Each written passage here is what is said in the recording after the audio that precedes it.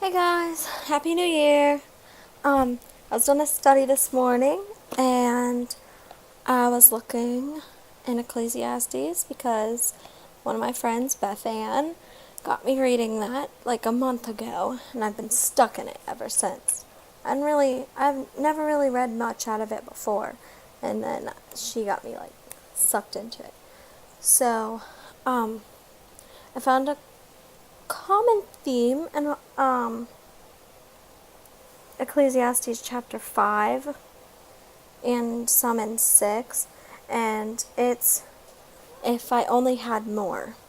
And I thought that was really good for the new year because I figured, it's a new year, so we need to be changing things. We need to stop focusing on money because that's a big part of our problem today.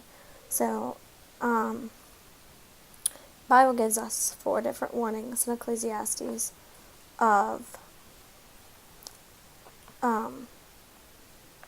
what our possessions do not do for us.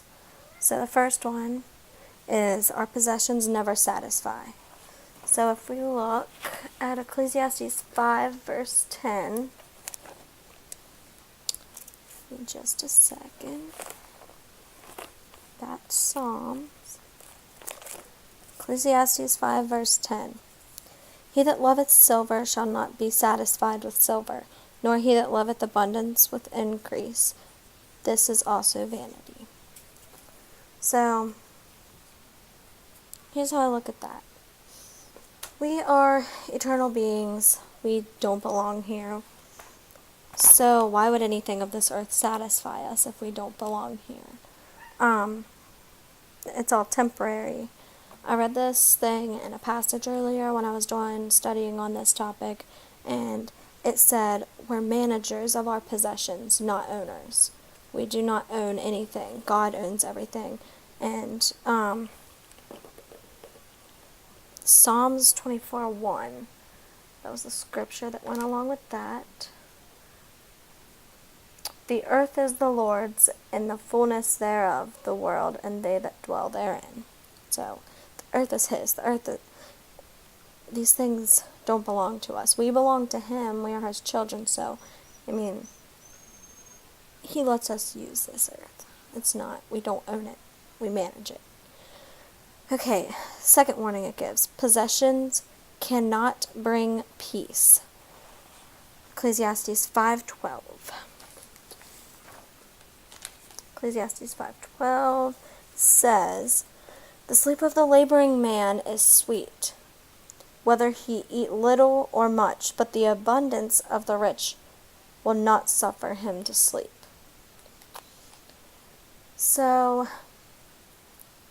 if you have money, you're still going to stress. Your fears and stuff, they're still going to be there. They're just going to be different. You're going to be like worrying about whether your money is going to get stolen, if you have like asset protection. Sometimes you got to worry about people with a lot of money have to worry about other people getting greedy and suing them and all kinds of stuff. So, why would we want to deal with that? So I have another scripture, and it's Luke 6:38. Give me just a second to flip there.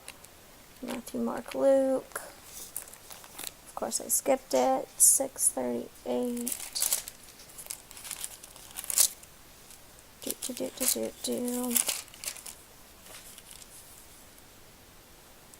Give, and it shall be given unto you, good measure, pressed down and shaken together, and running over, shall men give into your bosom. For with the same measure that ye meet withal, it shall be measured to you again.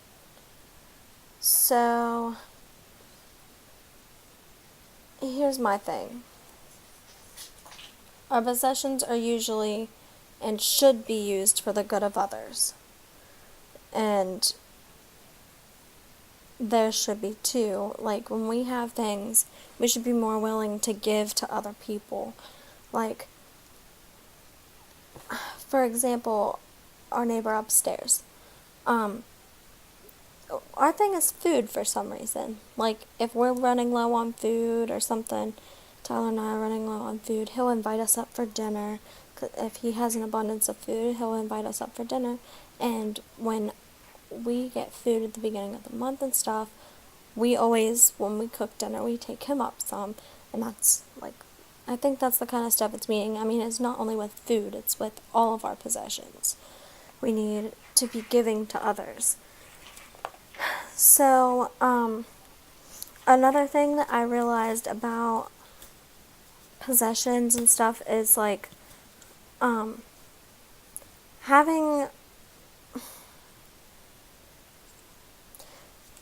I guess that's a conclusion. It's like, when you put your trust in money, it's more likely to cause anxiety. But, like, if we just trust God with everything, with our possessions and everything, it's more likely to bring peace. The third thing is wealth can bring harm. I gotta look at my notes for this one. Another scripture. Ecclesiastes 5:13 and 14. Okay, so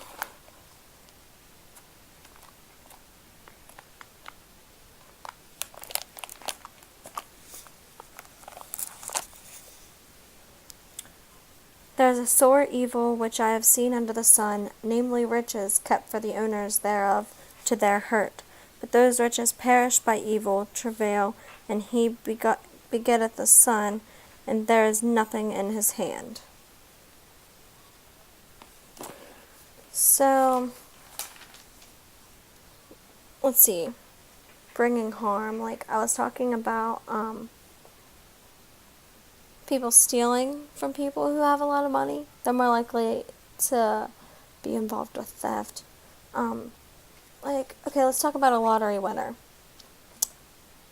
They don't keep their money forever. Usually, what people, like, when they win the lottery or something or win a lot of money, they move on quickly. They spend all their money because they're just so excited, and that can be very harmful. Like, it's all temporary.